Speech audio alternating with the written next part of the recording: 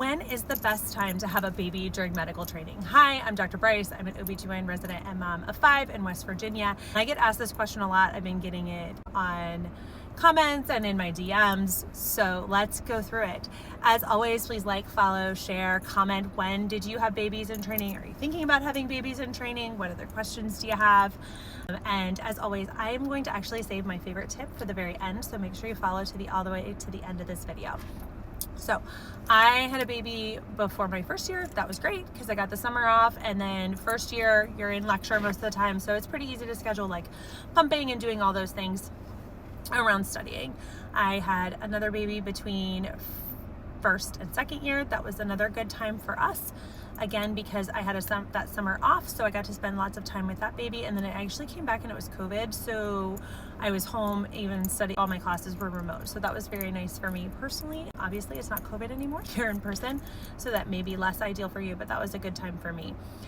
I had a baby at the very beginning of fourth year, so while I was on my audition rotations, I would say that having a newborn while you're on audition rotations was not ideal. I don't feel like I was able to put my best foot forward, so maybe avoid that time if you can.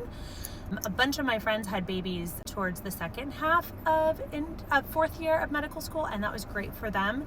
A couple of them had babies right before match and right after, so that was really nice that they were able to kind of schedule rotations that were maybe a little bit less intense and able to spend time with baby and do things like that. So that was a good time for them.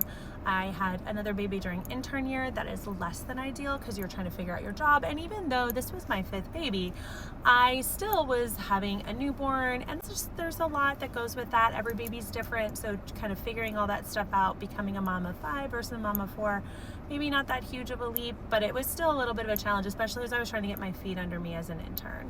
Not quite ideal, but we made it work.